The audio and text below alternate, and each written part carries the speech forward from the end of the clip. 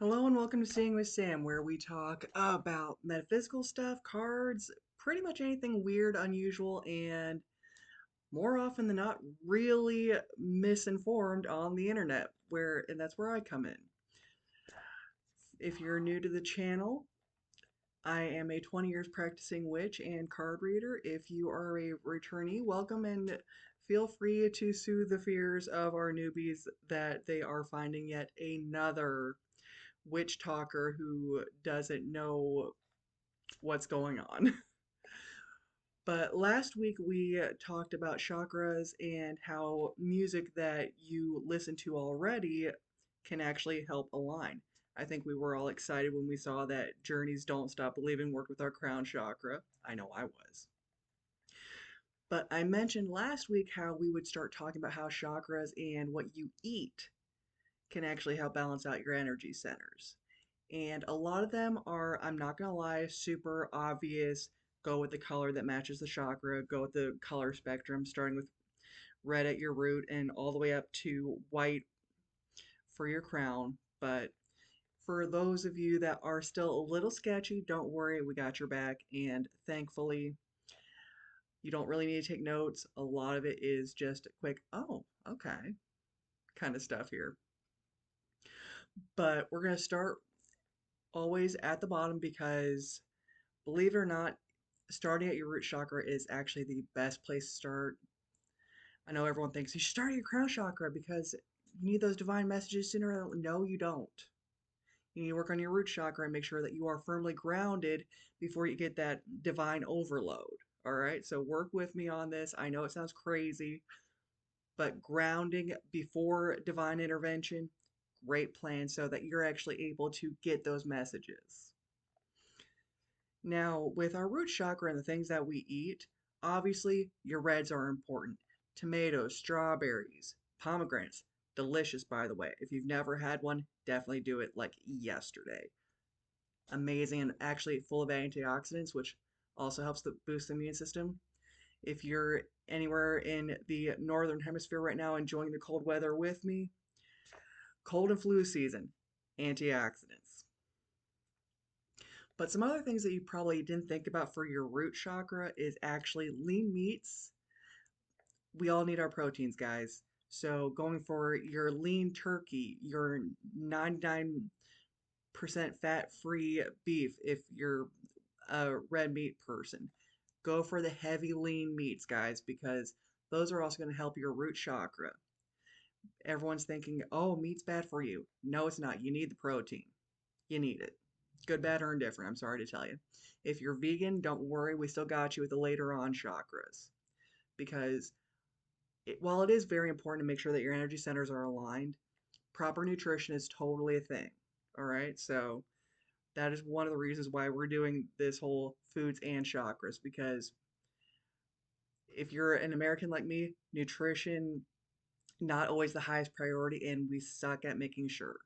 So, root chakra, guys, remember your red foods, your roots, such as like sweet potatoes, excellent by the way as a baked sweet potato. Yes. Without the brown sugar and marshmallows for those of you thinking, yes, I can still have my sugar. No. Just a little bit of butter, a little bit of salt. Keep it as healthy as possible, guys. Remember, we're looking at balancing our chakras and proper nutrition here. But also, say you're not a big fan of red foods, you're not a fan of your root fruits. I know I'm not the biggest fan of beets. I try to avoid them like the plague. They're gross to me, but some people like them. And say you're a vegan, don't worry. End of the day, we still got one more thing for you, black pepper. Just a little bit on your eggs or on your vegetables. Not only is it actually great for your digestive tract, but it is a root chakra food. Spices are foods, guys. So, again, root chakra, think about your red foods, your root fruits and vegetables, sorry, your lean meats, and your black pepper.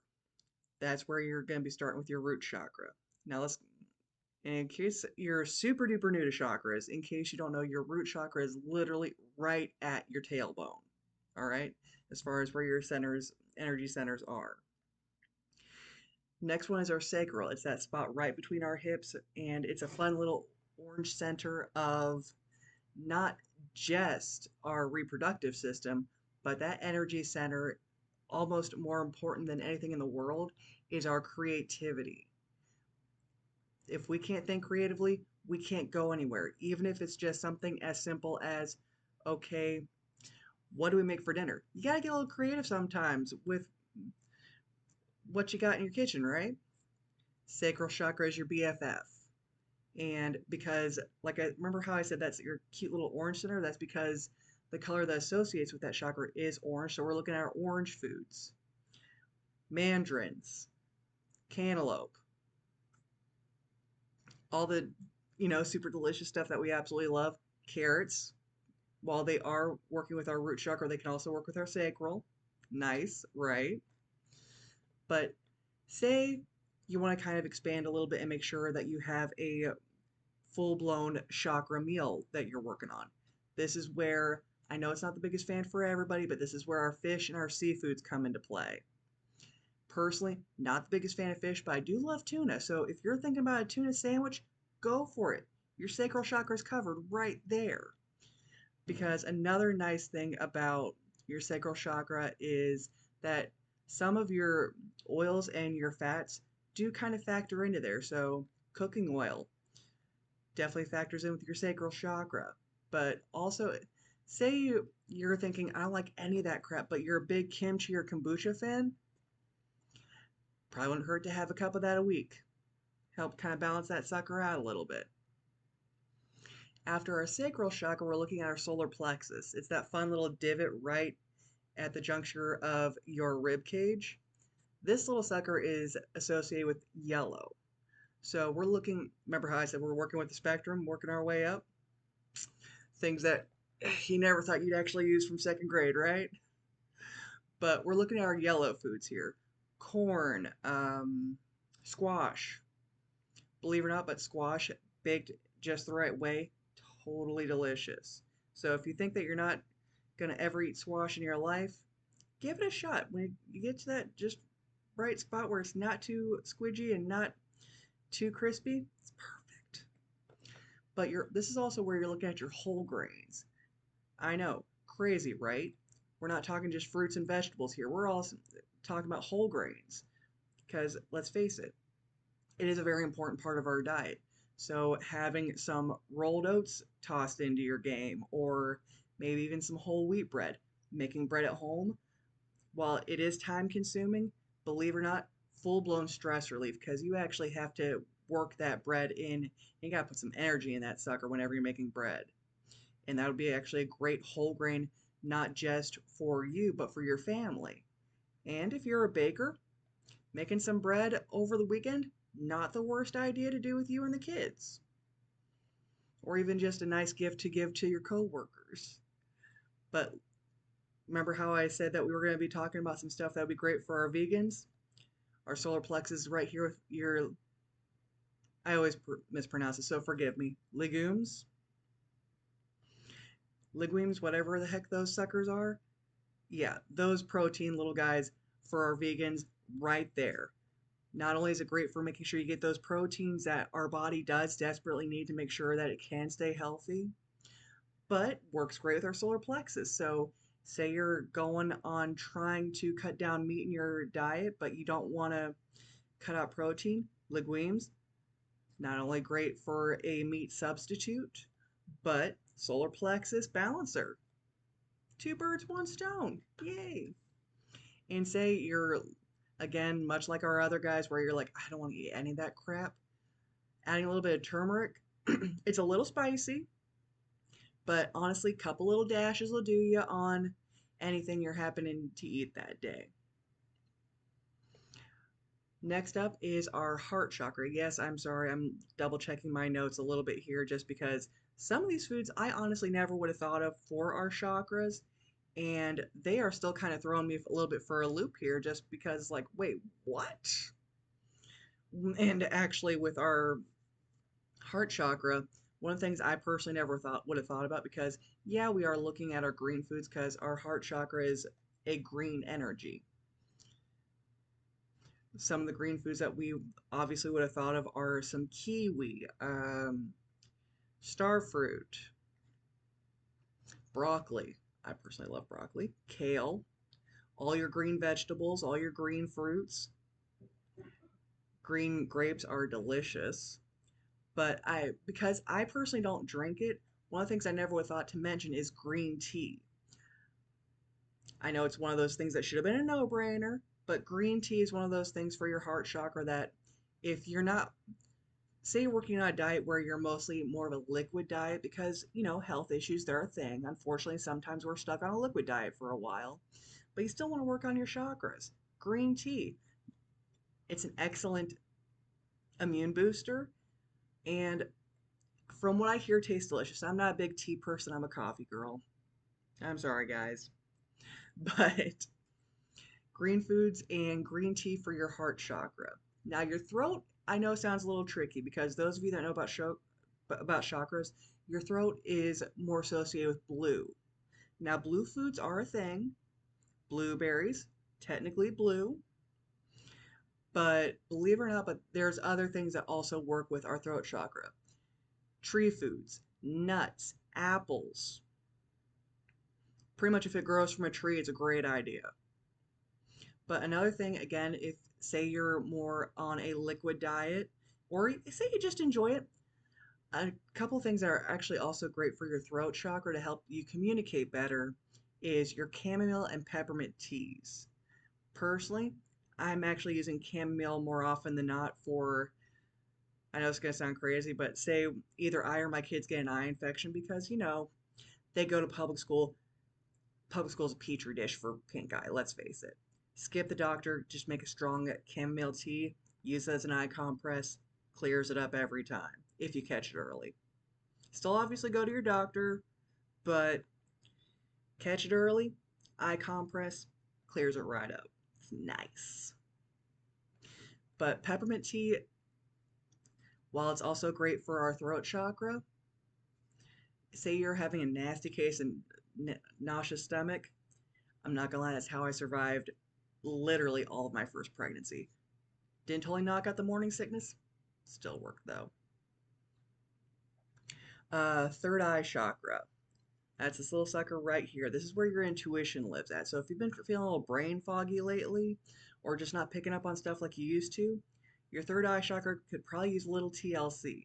This is where your purple foods come into play. Purple cabbage. Purple carrots are, believe it or not, actually a natural thing. I did not think so at first, but who knew?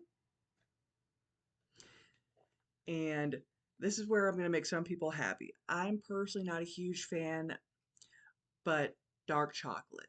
So if you're a chocoholic and you love dark chocolate, dark chocolate is your utmost absolute favorite thing in the entire world. Go with a minimum 70% dark chocolate. The darker the better. And that's actually going to help with your third eye chakra while giving you your chocolate fix. But some other purple things to think about are actually purple grapes, plums, purple grape juice, delicious. But all those are going to help out not only with that brain fog and your intuition, but also, you know what? The nutrition factors that you're probably forgetting to do on a regular basis. And last but not least, we have our crown chakra. Crown chakra, with one of the things I'm going to suggest, I'm going to ask you, please, please, please talk to your doctor. But first, let's talk about the foods you can eat. I highly recommend always drinking water as often as you possibly can throughout your day, just because whether it's winter or summer, your body can get dehydrated stupid easy before you even realize it. So chug down that water. Water's your BFF. Not only is your body made mostly of it, but it helps your crown chakra out and clears out all the toxins in your body. And there are white foods you can eat. Cauliflower. Technically, it can go either way, whether it's yellow or white, but bananas. Bananas, while technically are a yellow food because of the peel, they're also still technically a white food because of the part you actually eat. Cauliflower, bananas. Theoretically, potatoes could be considered a white food if you are only eating the meat of the potato. So pretty much all of your white foods, But one of the things that is also suggested sometimes for your crown chakra to help balance it out is fasting. This is where I say consult your doctor, make sure it's actually good for you before you do. Because I know that intermittent fasting diets are a thing now, and for a lot of people, they have done great things. But always, always, always, just because I'm not a doctor, never been in medical school, and your personal health situation might be different from somebody else's. Okay? So if you do fast, be careful with it and always make sure that you're checking with your doctor before you do so. But that is your little snippet for foods this week, and definitely plan on checking in next week for. I know we've talked about what can help you align your chakras, but next week we're actually talking about how to tell if you're overactive on your chakras, underactive, fully blocked, or if you're actually balanced with all seven of your chakras, because these are little things that you will actually notice in your body and just think nothing of it, but in actuality, it's your body trying to tell you that there's something that just needs a little bit of tweaking before it goes. So definitely make sure you hit the subscribe button to make sure you get those notifications for the future videos. And don't forget to also join me every Thursday at 9 p.m. Eastern Standard Time for personalized readings. I do offer those weekly Thursday nights, my time. And I offer personalized readings for career, love, spirituality, all the things. But until next time, I hope to see all of you starting to eat a little better, listen to a lot more music, and having a little more fun.